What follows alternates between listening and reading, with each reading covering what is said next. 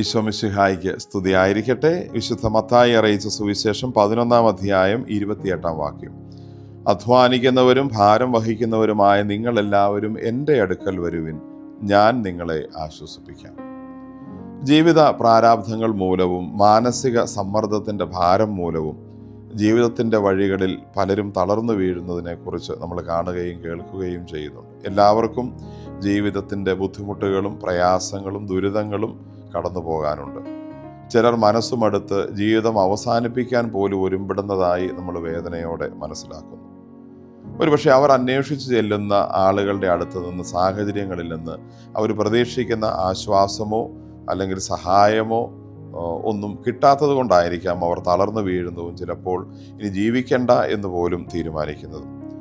ശാശ്വതമായ ആശ്വാസത്തിനും പരിഹാരത്തിനും ഒന്നും ഈ ഭൂമിയിലെ കാര്യങ്ങൾ സഹായിക്കാൻ ഉപയുക്തമല്ല.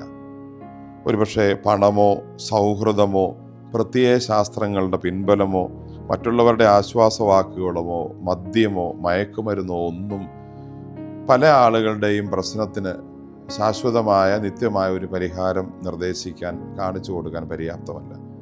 അവിടെയാണ് ഈശോയുടെ വാക്കുകളുടെ പ്രസക്തി. ഈശോ പറയുന്നു, അധ്വാനിക്കുന്നവരും ഭാരം വഹിക്കുന്നവരുമായ നിങ്ങളെല്ലാവരും എൻ്റെ അടുക്കൽ വരുവിൻ, ഞാൻ നിങ്ങളെ ആശ്വസിപ്പിക്കാം. കാരണം എൻ്റെ നുകം വഹിക്കാൻ എളുപ്പമുള്ളതും ചുമട് ലഘുവുമാണ്. ഈശോയുടെ നുകം കുരിശാണ്. ഈശോയുടെ ഭാരം പിതാവ് ചുമലിൽ വെച്ചു കൊടുത്ത കുരിശിൻ്റെ ഭാരമാണ്. ഈശോയെ സംബന്ധിച്ച് അത് ഭാരമല്ലായിരുന്നു, മറിച്ച് ഈശോ അതിനെ കണ്ട രീതി അത് പിതാവ് തന്നോടുള്ള സ്നേഹം കാണിച്ച ഒരു മാർഗം എന്ന രീതിയിലായിരുന്നു. നമ്മുടെ കുരിശുകളെയും ഭാരത്തിൻ്റെ വലുപ്പത്തിൽ കാണാതെ, ഒരുപക്ഷെ വേദനകളോ ദുരിതങ്ങളോ വരുമ്പോഴും അത് ഈശോ അല്ലെങ്കിൽ പിതാവ് എന്നെ പ്രത്യേകമായ രീതിയിൽ ഒരുക്കുന്ന ഒരു മാർഗമാണെന്ന് ചിന്തിക്കുമ്പോൾ, അത് പിതാവിൻ്റെ സ്നേഹത്തിൻ്റെ പ്രകടനം എന്നിലേക്ക് വരുന്നത് ഈ ഒരുപക്ഷെ ദുരിതത്തിൻ്റെ കഷ്ടപ്പാടിൻ്റെ ഒരു രീതിയിലാണെന്ന് ചിന്തിക്കാൻ സാധിച്ചാൽ നമ്മുടെ ചുമടുകൾക്ക് ഭാരം കുറയും, നമ്മുടെ കുരിശുകൾ ലഘുവായി മാറും.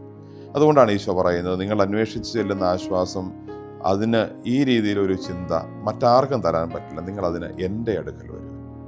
നമുക്ക് ജീവിതത്തിൽ ഒരു പ്രശ്നത്തിൻ്റെ നടുവിലും മനസ്സ് മടുത്തു പോകാതെ ഈശോയുടെ അടുത്തേക്ക് ചെല്ലാനുള്ള വലിയൊരു തുറവിക്കായി, അനുഗ്രഹത്തിനായി പ്രാർത്ഥിക്കാം. ആമേൻ.